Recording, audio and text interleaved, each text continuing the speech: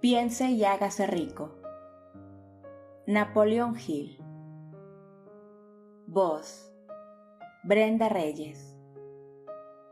Capítulo 2. El deseo. El punto inicial de todo logro. El primer paso hacia la riqueza.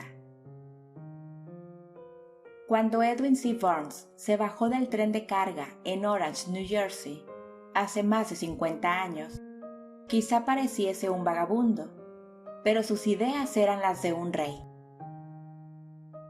Mientras se dirigía desde los rieles del ferrocarril hacia la oficina de Thomas Alva Edison, su cerebro trabajaba sin parar.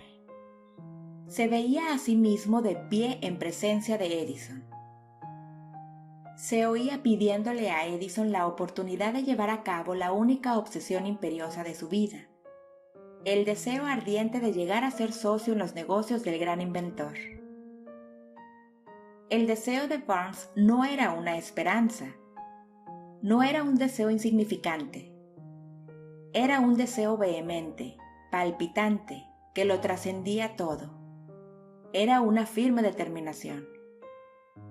Algunos años después, Edwin C. Burns volvió a pararse frente a Edison, en la misma oficina en que se había encontrado por primera vez con el inventor. En esta ocasión, el deseo se había convertido en realidad. Era socio de Edison. El sueño dominante de su vida se había hecho realidad. Burns tuvo éxito porque eligió un objetivo definitivo y puso toda su energía, toda su fuerza de voluntad, todos sus esfuerzos, todo en pos de ese objetivo. El hombre que quemó puentes. Pasaron 5 años antes de que apareciera la oportunidad que había estado buscando. Para todos, excepto para él, solo parecía una parte más del engranaje de los negocios de Edison. Pero en su interior, él fue el socio de Edison cada minuto del tiempo, desde el primer día en que empezó a trabajar allí. Es una ejemplificación notable del poder de un deseo del cual se está seguro. Burns consiguió su objetivo porque deseaba ser el socio de Edison más que ninguna otra cosa. Creó un plan con el que alcanzar su propósito, pero quemó todos los puentes tras de sí. Se mantuvo firme en su deseo hasta que éste se convirtió en la dominante obsesión de su vida y, finalmente, en un hecho. Cuando viajó a Orange, no se dijo a sí mismo: trataré de convencer a Edison de que me dé algún tipo de trabajo, sino: voy a ver a Edison para explicarle que he venido a hacer negocios con él. No se dijo: estaré alerta ante cualquier otra oportunidad, en caso de que no consiga lo que quiero en la organización de Edison, sino: no hay más que una cosa en este mundo que estoy decidido a conseguir, y es asociarme con Edison en sus negocios. Quemaré todos los puentes tras de mí, y apostaré mi futuro a mi capacidad para conseguir lo que quiero. No se planteó en ningún momento retroceder. Tenía que triunfar o morir. Esa es toda la historia del éxito de Burns.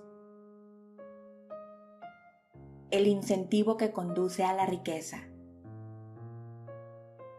Hace mucho tiempo, un gran guerrero afrontó una situación que requería de él una decisión que garantizara su éxito en el campo de batalla.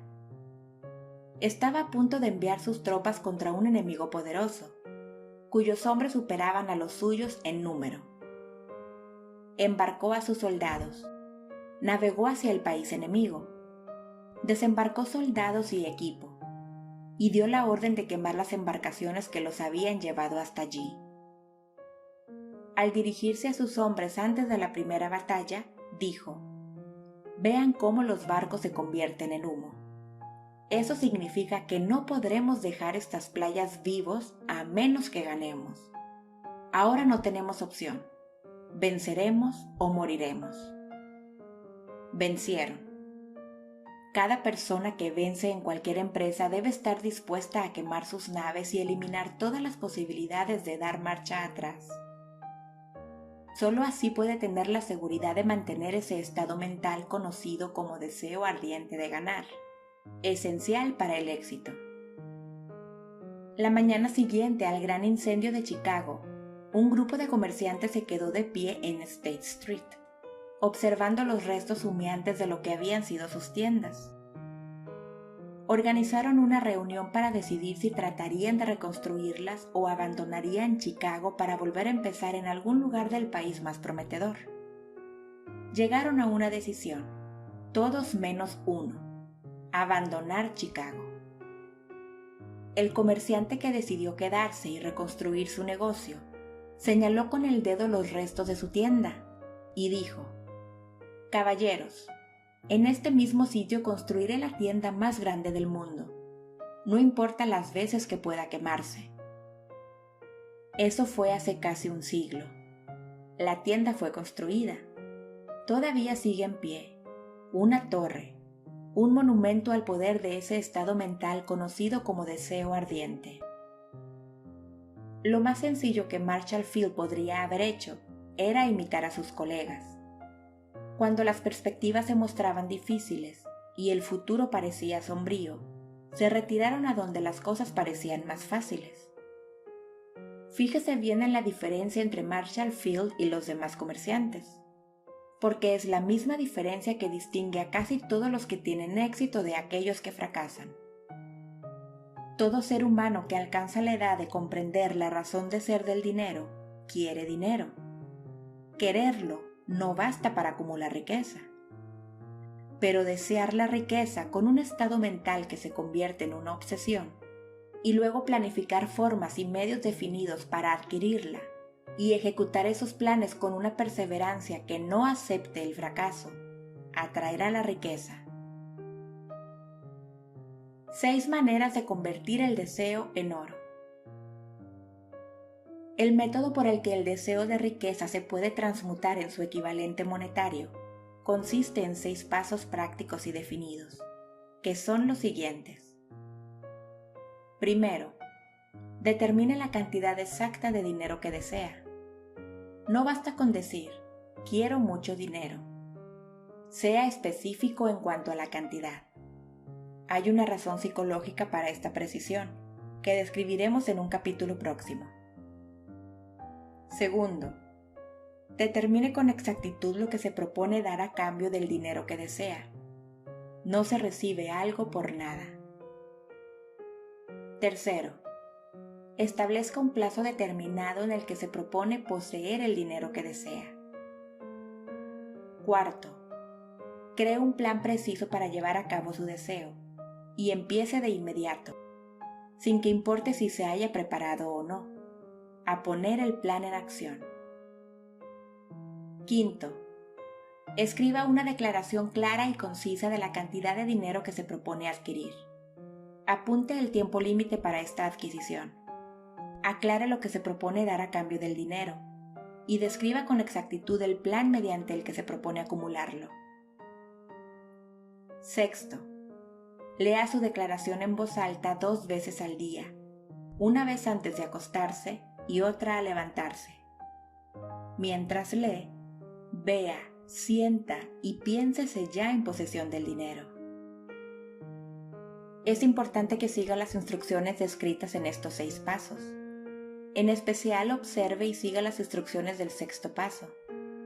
Tal vez se queje de que le resulte imposible verse en posesión del dinero antes de tenerlo realmente. Aquí es donde el deseo ardiente acudirá en su ayuda. Si usted realmente desea el dinero con tanta vehemencia que su deseo se ha convertido en una obsesión, no tendrá dificultad en convencerse de que lo adquirirá. El caso es desear el dinero y llegar a estar tan determinado a poseerlo que se convenza de que lo tendrá. ¿Puede imaginarse que es usted millonario? Para el no iniciado, que no se ha educado en los principios fundamentales de la mente humana, quizás estas instrucciones parezcan poco prácticas. Para quienes no consigan reconocer la validez de estos 6 puntos, puede ser útil saber que la información que difunden fue revelada por Andrew Carnegie, el cual empezó como un obrero común en una siderúrgica. Pero se las arregló, pese a sus humildes comienzos, para que estos principios le rindieran una fortuna de más de $100 millones. Como ayuda adicional, quizá les sirva saber que los 6 puntos recomendados aquí fueron cuidadosamente estudiados por el difunto Thomas Alva Edison, que puso su sello de aprobación en ellos por ser esenciales no solo para la acumulación de dinero, sino para la consecución de cualquier objetivo. Estos pasos no requieren trabajo duro, tampoco sacrificio. No exigen que uno se vuelva ridículo ni crédulo. Para utilizarlos no hace falta educación superior. Pero la aplicación eficaz de estos 6 pasos exige la suficiente imaginación que nos permita ver y comprender que la acumulación de dinero no se puede dejar al azar, a la buena suerte o al destino. Uno debe darse cuenta de que todos los que han acumulado grandes fortunas primero han soñado, deseado, anhelado, pensado y planificado antes de haber adquirido el dinero. Llegados a este punto, usted sabrá también que nunca tendrá riquezas en grandes cantidades a menos que pueda llegar a ser la viva expresión del deseo ardiente por el dinero y que realmente crea que lo poseerá. El poder de los grandes sueños. A quienes nos encontramos en esta carrera hacia la riqueza debe animarnos a ver que este mundo cambiante exige nuevas ideas, nuevas maneras de hacer las cosas, nuevos líderes, nuevos inventos, nuevos métodos de enseñanza, nuevos métodos de venta, nuevos libros, literatura nueva, nuevos programas de televisión, nuevas ideas para el cine. Tras toda esta demanda de cosas nuevas y mejores, hay una cualidad que uno debe poseer para ganar, y es la claridad del propósito, el conocimiento exacto de lo que uno quiere, y un deseo ardiente de poseerlo. Los que deseamos acumular riqueza debemos recordar que los verdaderos líderes del mundo han sido siempre hombres que han sabido dominar, para su uso práctico, las fuerzas invisibles e intangibles de la oportunidad que está por surgir, y han convertido esas fuerzas, o impulsos de pensamiento, en rascacielos, fábricas, aviones, automóviles y toda forma de recurso que hace la vida más placentera. Al planear la adquisición de su porción de riqueza, no se deje influir por quienes menosprecien sus sueños. Para lograr grandes ganancias en este mundo cambiante, uno debe captar el espíritu de los grandes pioneros del pasado, cuyos sueños le han dado a la civilización todo lo que tiene de valioso. El espíritu que infunde energía en nuestro propio país, en las oportunidades de usted y en las mías, para alimentar y vender nuestro talento.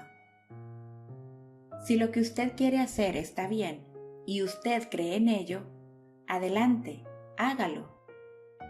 Lleve a cabo sus sueños y no haga caso de lo que los demás puedan decir si usted se topa en algún momento con dificultades, ya que tal vez los demás no sepan que cada fracaso lleva consigo la semilla de un éxito equivalente.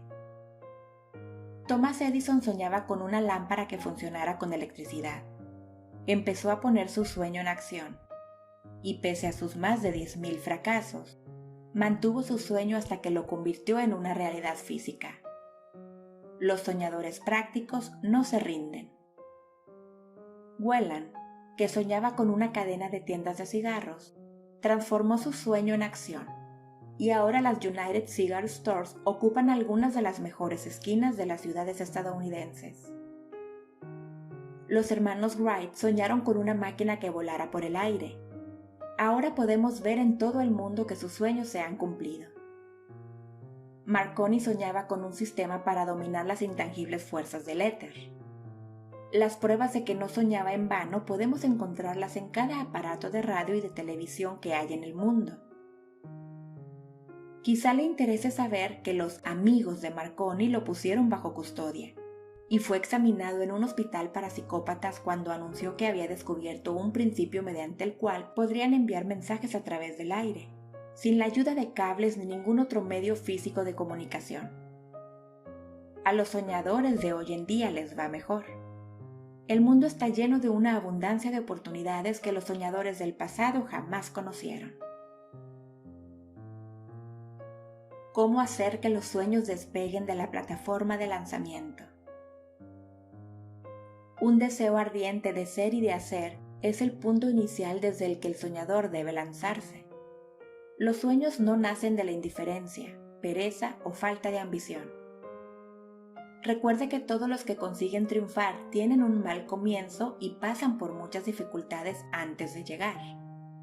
El cambio en la vida de la gente de éxito suele surgir en el momento de alguna crisis, a través de la cual les es presentado su otro yo. John Bunyan escribió Pilgrim's Progress, que se cuenta entre lo mejor de la literatura inglesa, después de haber estado confinado en prisión y haber sido duramente castigado a causa de sus ideas sobre la religión. O. Henry descubrió el genio que dormía en su interior después de haber conocido graves infortunios y estar encarcelado en Columbus, Ohio. Forzado a través de la desgracia a conocer a su otro yo y a usar su imaginación, descubrió que era un gran autor en vez de un miserable criminal y marginado social. Charles Dickens empezó pegando etiquetas en latas de betún.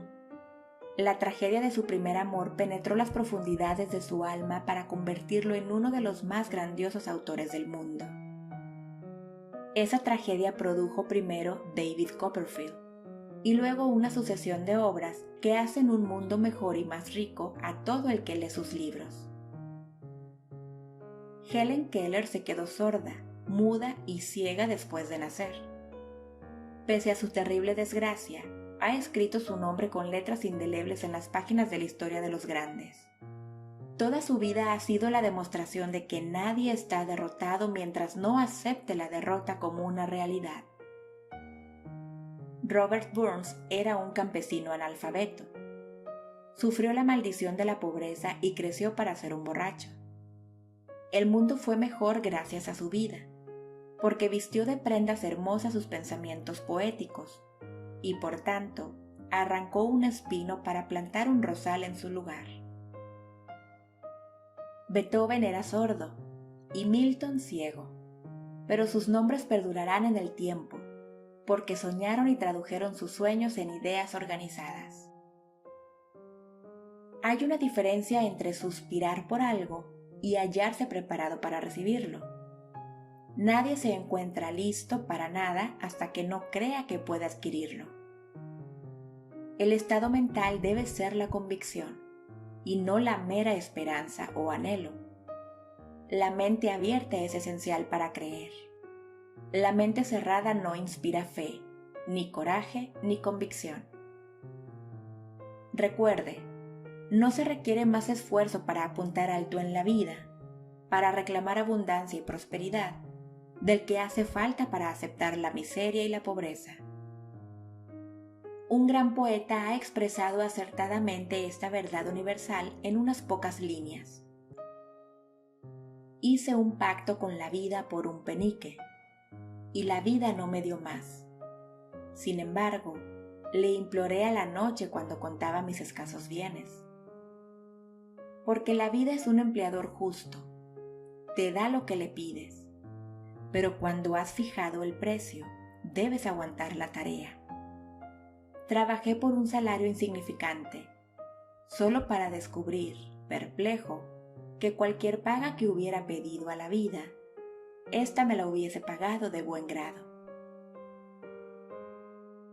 El deseo es más listo que la madre naturaleza.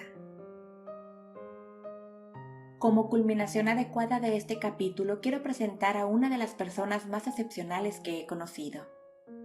Lo vi por primera vez pocos minutos después de que hubiera nacido. Vino a este mundo sin ningún rastro físico de oído, y el médico admitió, cuando le pedí su opinión sobre el caso, que el niño sería sordo y mudo toda la vida. Me opuse a la opinión del médico. Estaba en mi derecho. Yo era el padre del niño. Tomé una decisión y me formé una opinión, pero expresé esa opinión en silencio, en el fondo de mi corazón.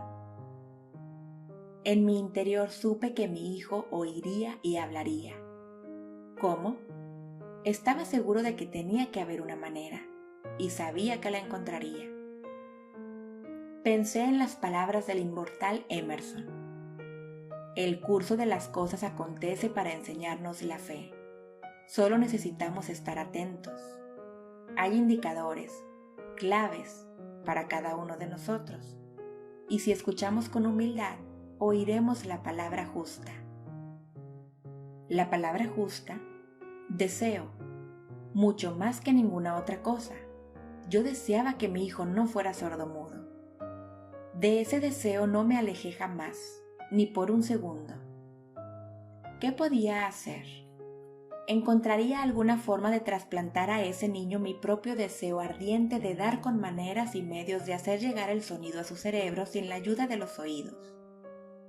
Tan pronto como el niño fuese lo bastante mayor para cooperar, le llenaría la cabeza de tal manera de ese deseo ardiente, que la naturaleza lo traduciría en realidad con sus propios métodos. Todos estos pensamientos pasaron por mi mente, pero no hablé de ello con nadie. Cada día renovaba la promesa que me había hecho a mí mismo de que mi hijo no sería sordomudo. Cuando creció y empezó a percibir las cosas que lo rodeaban, notamos que mostraba débiles indicios de que oía.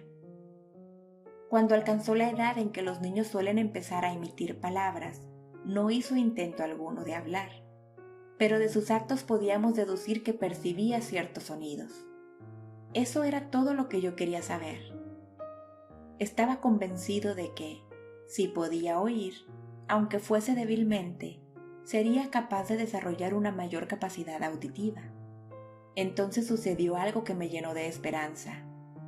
Surgió de algo totalmente inesperado. Un accidente que transformó una vida. Compramos un fonógrafo. Cuando el niño oyó la música por primera vez, entró en éxtasis y muy pronto se apropió del aparato. En una ocasión estuvo poniendo un disco una y otra vez, durante casi 2 horas, de pie delante del fonógrafo, mordiendo un borde de la caja. La importancia de esa costumbre que adquirió no se nos hizo patente sino hasta años después, ya que nunca habíamos oído hablar del principio de la conducción ósea del sonido. Poco después de que se apropiase del fonógrafo, descubrí que podía oírme con claridad cuando le hablaba con los labios junto a su hueso mastoideo, en la base del cráneo. Una vez que descubrí que podía oír perfectamente el sonido de mi voz, empecé de inmediato a transferirle mi deseo de que oyese y hablase. Pronto descubrí que el niño disfrutaba cuando yo le contaba cuentos antes de dormirse, de modo que me puse a trabajar para idear historias que estimularan su confianza en sí mismo, su imaginación y un agudo deseo de oír y de ser normal. Había un cuento en particular en el que yo hacía hincapié dándole un renovado matiz dramático cada vez que se lo contaba. Lo había inventado para sembrar en su mente la idea de que su dificultad no era una pesada carga, sino una ventaja de gran valor. Pese al hecho de que todas las maneras de pensar que yo había examinado indicaban que cualquier adversidad contiene la semilla de una ventaja equivalente, debo confesar que no tenía ni la menor idea de cómo se podía convertir esa dificultad en una ventaja. Ganó un mundo nuevo con 6 centavos. Al analizar la experiencia retrospectivamente, puedo ver que su fe en mí tuvo mucho que ver con los sorprendentes resultados. Él no cuestionaba nada que yo le dijera. Le vendí la idea de que tenía una ventaja original sobre su hermano mayor, y que esa ventaja se reflejaría de muchas maneras. Por ejemplo, los maestros en la escuela se darían cuenta de que no tenía oído, y por ese motivo le dedicarían una atención especial y lo tratarían con una amabilidad y una benevolencia extraordinarias. Siempre lo hicieron.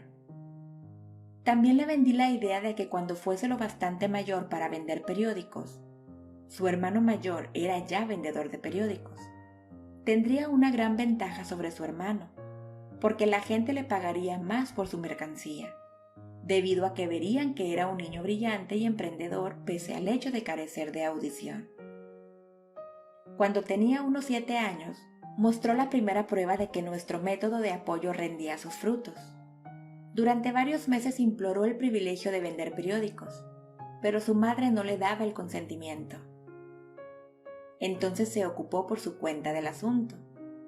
Una tarde en que estaba en casa con los sirvientes, trepó por la ventana de la cocina, se deslizó hacia afuera y se estableció por su cuenta. Le pidió prestados 6 centavos al zapatero del vecindario. Los invirtió en periódicos, los vendió, reinvirtió el capital y repitió la operación hasta el anochecer. Después de hacer el balance de sus negocios y de devolverle a su banquero los 6 centavos que le había prestado, se encontró un beneficio de 42 centavos. Cuando volvimos a casa aquella noche, lo encontramos durmiendo en su cama, apretando el dinero en un puño. Su madre le abrió la mano, cogió las monedas y se puso a llorar. Me sorprendió. Llorar por la primera victoria de su hijo me pareció fuera de lugar.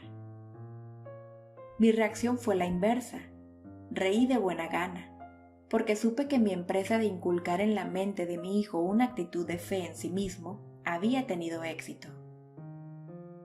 Su madre veía a un niño sordo que, en su primera aventura comercial, se había escapado a la calle y había arriesgado su vida para ganar dinero.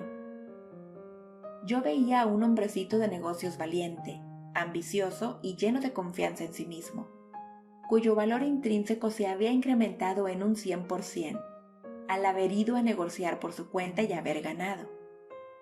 La transacción me agradó, porque había dado pruebas de una riqueza de recursos que lo acompañaría toda su vida. El pequeño niño sordo que oyó. El pequeño sordo asistió a la escuela, al instituto y a la universidad, sin que fuese capaz de oír a sus maestros, excepto cuando le gritaban fuerte, a corta distancia. No asistió a una escuela para sordos. No le permitimos que aprendiese el lenguaje de los sordomudos. Habíamos decidido que viviese una vida normal, y mantuvimos esa decisión, aunque nos costó muchas discusiones acaloradas con funcionarios escolares. Cuando estaba en el bachillerato, probó un aparato eléctrico para mejorar la audición, pero no le dio resultado. Durante su última semana en la universidad, sucedió algo que marcó el hito más importante de su vida. En lo que pareció una mera casualidad, entró en posesión de otro aparato eléctrico para oír mejor, que le enviaron para probar.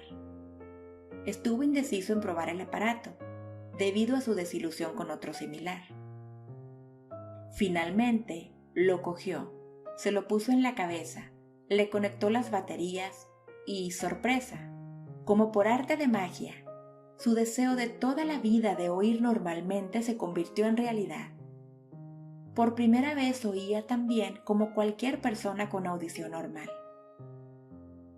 Rebosante de alegría con el mundo diferente que acababa de percibir a través de ese aparato auditivo, se precipitó al teléfono, llamó a su madre y oyó su voz a la perfección. Al día siguiente oía con claridad las voces de sus profesores en clase, por primera vez en su vida.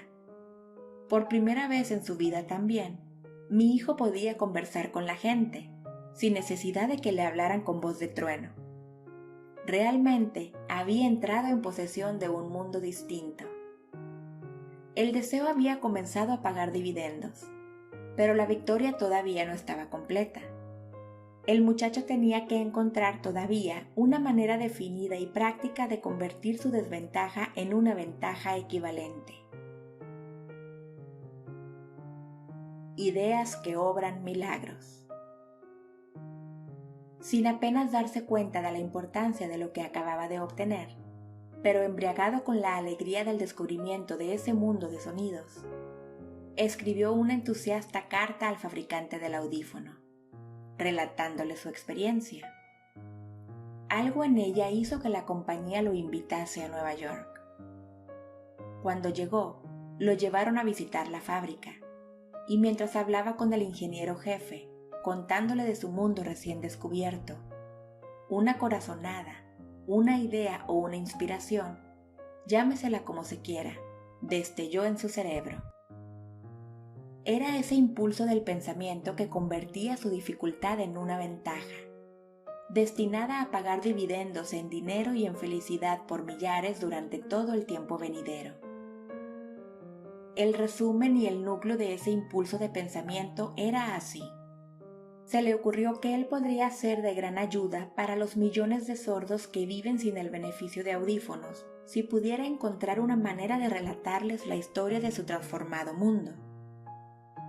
Durante un mes entero, llevó a cabo una intensa investigación, durante la cual analizó todo el sistema de ventas del fabricante de audífonos e ideó formas y medios de comunicarse con aquellos con dificultades para la audición en todo el mundo, decidido a compartir con ellos su nuevo mundo recién descubierto. Una vez lo tuvo hecho, puso por escrito un plan bienal, basado en sus investigaciones. Cuando lo presentó a la compañía, al momento le dieron un puesto de trabajo para que llevara a cabo su ambición. Poco había soñado, cuando empezó a trabajar, que estaba destinado a llevar esperanza y alivio a millares de sordos que, sin su ayuda, se hubieran visto condenados para siempre a la sordera. No me cabe duda de que Blair hubiera sido sordomudo toda su vida si su madre y yo no nos las hubiésemos ingeniado para formar su mente tal como lo hicimos. Cuando sembré en su interior el deseo de oír y de hablar, y de vivir como una persona normal, alguna extraña influencia hubo en ese impulso que hizo que la naturaleza tendiese una especie de puente para salvar el golfo del silencio que separaba su cerebro del mundo exterior. En verdad, el deseo ardiente tiene maneras tortuosas de transmutarse en su equivalente físico. Blair deseaba una audición normal. Ahora la tiene. Nació con una minusvalía que fácilmente hubiera desviado a alguien, con un deseo menos definido, a la calle, con un puñado de lápices en una mano y una lata vacía en la otra. La pequeña mentira piadosa que sembré en su mente cuando él era un niño, llevándolo a creer que su defecto se convertiría en una gran ventaja que podría capitalizar, se justificó sola. Ciertamente, no hay nada, correcto o equivocado, que la confianza, sumada a un deseo ardiente, no pueda hacer real. Estas cualidades están al alcance de todos. La química mental hace magia. Un breve párrafo en un despacho de noticias en relación con Madame Schumann-Heink da la clave del estupendo éxito de esta mujer como cantante. Cito el párrafo porque la clave que contiene no es otra que el deseo. Al comienzo de su carrera, Madame Schumann-Heink visitó al director de la Ópera de Viena para que le hiciera una prueba de voz, pero él no la aprobó. Después de echar un vistazo a la desgarbada y pobremente vestida muchacha, exclamó, nada cordial. Con esa cara y sin ninguna personalidad, ¿cómo espera tener éxito en la ópera? Señorita, olvide usted esa idea. Cómprese una máquina de coser y póngase a trabajar. Usted nunca podrá ser cantante. Nunca es demasiado tiempo. El director de la Ópera de Viena sabía mucho sobre la técnica del canto. Sabía muy poco del poder del deseo, cuando éste asume las proporciones de una obsesión. Si hubiera conocido mejor ese poder, no hubiese cometido el error de condenar el genio sin darle una oportunidad. Hace varios años, uno de mis socios se enfermó. Se puso cada vez peor a medida que el tiempo transcurría, y finalmente lo llevaron al hospital para operarlo. El médico me advirtió que había muy pocas posibilidades de que yo volviera a verlo con vida, pero esa era la opinión del médico, y no la del paciente. Poco antes de que se lo llevaran al quirófano, me susurró con voz débil: «No se preocupe, jefe, en pocos días habré salido de aquí». Una enfermera me miró apenada, pero el paciente se recuperó satisfactoriamente. Cuando todo hubo terminado, su médico me dijo: no lo salvó otra cosa que su deseo de vivir. Nunca hubiera salido de este trance si no se hubiese negado a aceptar la posibilidad de la muerte. Creo en el poder del deseo respaldado por la fe, porque he visto cómo ese poder elevaba a hombres desde comienzos humildes a posiciones de poder y riqueza. Lo he visto cómo saqueaba la tumba de sus víctimas, cómo servía de medio para que los hombres llevaran a cabo su rehabilitación después de haber fracasado en un centenar de formas distintas. Lo he visto darle a mi propio hijo una vida normal, feliz y llena de éxito, a pesar de que la naturaleza lo enviase a este mundo sin oído. ¿Cómo se puede dominar y usar el poder del deseo? Eso queda explicado en este capítulo y los subsiguientes de este libro. Mediante algún extraño y poderoso principio de química mental que nunca ha divulgado, la naturaleza envuelve en el impulso del deseo ardiente ese algo que no reconoce la palabra imposible, ni acepta el fracaso como realidad. No hay limitaciones para la mente excepto las que aceptamos. Tanto la pobreza y la riqueza son vástagos del pensamiento.